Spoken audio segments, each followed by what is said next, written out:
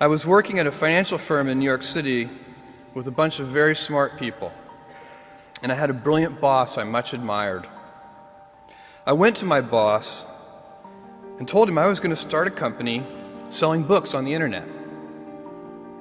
He took me on a long walk in Central Park, listened carefully to me, and finally said, "That sounds like a really good idea, but it would be an even better idea for someone who didn't already have a good job." You can have a job, or you can have a career, or you can have a calling. And if you can somehow figure out how to have a calling, you have hit the jackpot, because that's the big deal. Bezos 25 years ago. And he told me, "Dave, I want you to invest in my company." "What are you doing?" "I'm gonna start a bookstore in my garage." "Okay, and I'm gonna put it online. People buy online and I'm gonna ship out of my garage. But if you invest in me, Dave, someday I'm gonna be the richest man in the world. I'll do over $100 billion. First of all, there is no such thing as $100 billion 25 years ago. Statistically, there's no such thing. Countries didn't have 100, our national debt wasn't $100 billion. And this dude's telling me at 26 years old that he's gonna be the richest man in the world because he has a garage and the internet? That was his truth. No, but he did not know it, and neither did I. But the difference between him and I is I was laughing, scoffing, and jesting at him, and he was already applauding himself, going, at the right way, at the perfect time, I'm gonna make as much as I can as quickly. And I'm sitting there going, there's no way this is gonna be a big business. Do something you're very passionate about, and don't try to chase what is kind of the hot passion of the day. Seen in that light, it really was a difficult choice, but ultimately, I decided I had to give it a shot. I didn't think I'd regret trying and failing, and I suspected I would always be haunted by a decision to not try at all. After much consideration, I took the less safe path to follow my passion, and I'm proud of that choice. As a young boy, I had been a garage inventor. I'd invented an automatic gate closer out of cement-filled tires, a solar cooker that didn't work very well out of an umbrella and aluminum foil, baking pan alarms to entrap my siblings. I'd always wanted to be an inventor, and she wanted me to follow my passion. There's a military phrase that I especially love, and it says, "Slow is smooth and smooth is fast." And I have seen that in every endeavor I've ever been in. That's the kind of thing that really allows you to make progress. You know, you get certain gifts in life and you want to take advantage of those, but I guess my advice on adversity and success would be to be proud not of your gifts, but of your hard work and your choices. So, you may be, the kinds of gifts you get in life, you might be really good at math. It might be really easy for you. That's a kind of gift. But practicing that math and taking it to the next step, that could be very challenging and hard and take a lot of sweat. That's a choice. You can't really be proud of your gifts because they were given to you.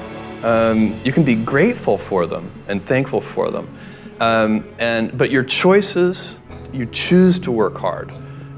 You choose to do hard things. Those are choices that you can be proud of. You can choose. We all get to choose our life stories, and it's the choices that define us, not our gifts. Everybody in this room has many gifts. I have many gifts. You can never be proud of your gifts because they're gifts. They were given to you. You might be tall, or you might be really good at math, or you might be extremely beautiful or handsome, or there are many gifts, and you can only be proud really of your choices because those are the things that you are acting on. And one of the most important choices that each of us has, and you know this just as well as I do, is you can choose a life of ease and comfort, or you can choose a life of service and adventure. And when you're 80, which one of those things do you think you're going to be more proud of? You're going to be more proud of having chosen a life of service and adventure. There's never been a better time to be alive. I mean, it's just incredible the amount of inspiration that the world generates for me, and I think for a lot of people. It's insane, the amount of change and invention and opportunity. Your life, the life you author from scratch on your own, begins. How will you use your gifts? What choices will you make? Will inertia be your guide, or will you follow your passions? Will you follow dogma, or will you be original? Will you choose a life of ease, or a life of service and adventure? Will you wilt under criticism, or will you follow your convictions? Will you bluff it out when you're wrong, or will you apologize? Will you guard your heart against rejection, or will you act when you fall in love? Will you play it safe, or will you be a little bit swashbuckling? When it's tough, will you give up, or will you be relentless? Will you be a cynic,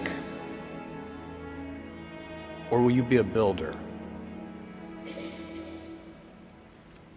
Will you be clever at the expense of others, or will you be kind? Every time you figure out some way of providing tools and services that empower other people to deploy their creativity, you're really onto something. You know, you're very lucky if you have a career. A lot of people end up with a job. If you don't love your work, you're never going to be great at it.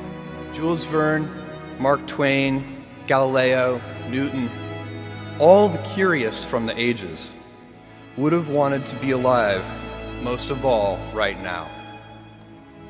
As a civilization, we will have so many gifts, just as you as individuals have so many individual gifts as you sit before me.